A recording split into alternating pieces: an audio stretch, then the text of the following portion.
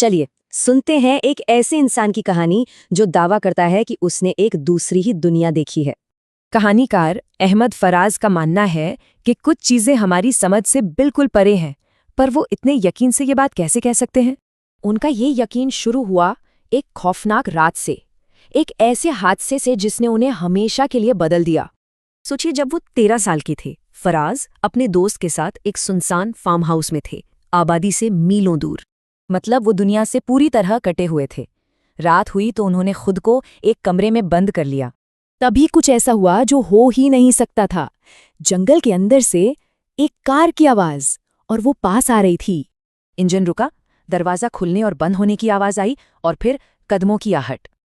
दोनों लड़के डर के मारे चुप थे, और वो कदमों की आहट कमरे के चक्कर लगा रही थी, जैसे कोई अंदर आने का रास्ता ढूंढ रहा हो। घबराहट में उनके दोस्त ने एक पुरानी बंदूक उठाई और अंधेरे में चिल्लाया, पर जो जवाब आया वो किसी इंसान का नहीं था। एक ऐसी डरावनी आवाज जिसने उनकी हिम्मत पूरी तरह तोड़ दी।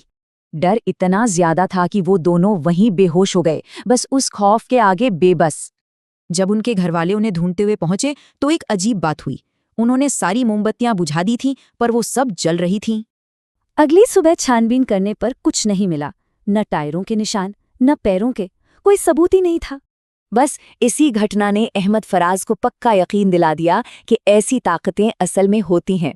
सालों बाद कुछ और अजीब घटनाओं ने उनके यकीन को और पक्का कर दिया, जैसे दिल्ली के एक कब्रिस्तान वाला वाकया।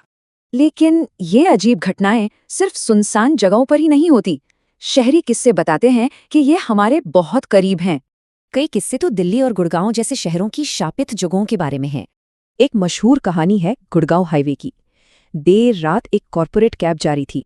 उस वक्त कैब की रफ्तार 60 किलोमीटर प्रति घंटे से भी ज्यादा थी। तभी पैसेंजर में कुछ नामुमकिन सा देखा। उसने देखा कि एक औरत कार के साथ साथ दौड़ रही थी और अंदर झांक रही थी। तो आखिर इन घटनाओं की वजह क्या है? फराज की थियोरी विज्ञान और सुपरनैचुरल को कहीं ना कहीं जोड़ती है। उनका मानना है कि ये चीजें एक ऐसे डायमेंशन में हैं जिसे हमारी आंखें देख ही नहीं सकती। मतलब वो यही है, हमारे आसपास, पर हमें दिखाई नहीं देती। तो ये सोचना लाजमी है, अगर हमारी देखने सुनने की ताकत इतनी कम है तो न जाने और क्या क्या मौजूद होगा हमारे आसपास।